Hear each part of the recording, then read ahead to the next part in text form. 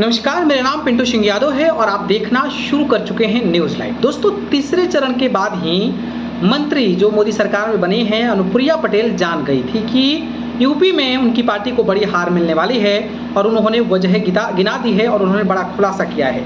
क्या कुछ कहा है, हम अब चलिए जानते हैं। दोस्तों, बात करें तो केंद्रीय मंत्री अनुप्रिया पटेल और उनकी पार्टी यानी कि अपना दल एस साल 2014 से ही भाजपा के नेतृत्व वाले एनडीए का हिस्सा है। 2024 का लोकसभा चुनाव भी अनुप्रिया पटेल ने एनडीए के साथ मिलकर लड़ा।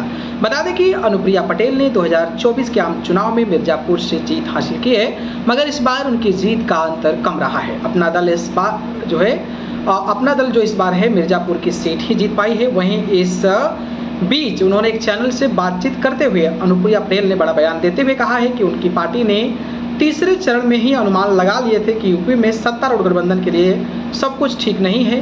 खबर में हम आपको अनुप्रिया पटेल ने क्या क्या कहा ये बताते हैं। अनुप्रिया पटेल ने कहा कि यूपी में नतीजों उनकी उम्मीदों के मुताबिक नहीं रही। वकल अनुप्रिया शुरुआती में सब कुछ ठीक ठाक था, लोग केंद्र सरकार के काम से खुश थे। उन्होंने कहा कि तीसरे चरण के बाद सातवें चरण तक उन्हें गड़बड़ी के संकेत मिलने लगे। अनुप्रिया पटेल ने कहा कि विपक्ष ने संविधान बदलने की जो अफवाह फैलाई उसका उसे फायदा मिला। अपना दल चीफ के मुताबिक ये सब बातें वायरल होती रही और विपक्ष को मौका मिल गया क्योंकि उनके पास और भी कुछ नहीं था।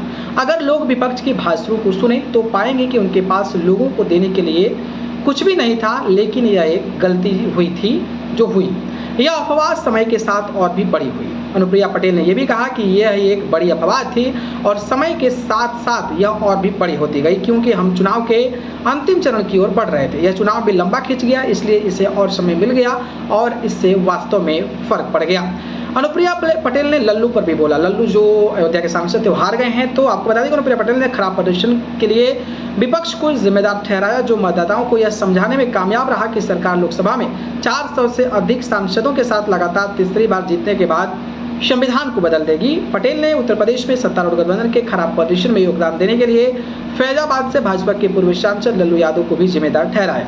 देश की जनता का मोदी जी के नेतृत्व पर भरोसा कायम है। अनुप्रिया पटेल ने यह भी कहा कि मैं तो यही कहूंगी कि देश में आम मतदाता का मोदी जी के नेतृत्व और एनडीए सरकार पर भरोसा कायम है, इसलिए तीसरी बार हमें जनता जो है सेवा करने का मौका मिला है। जैसा कि प्रधानमंत्री जी ने सदन में कहा है, यह तीसरा कार्यकाल है, इसलिए हम 3 गुना तेजी से काम करेंगे। पिछले 10 सालों में हमने जो किया है वह तो बस एक शुरुआत है। मेरा मतलब है कि पूरी बड़ी तस्वीर अभी बाकी है।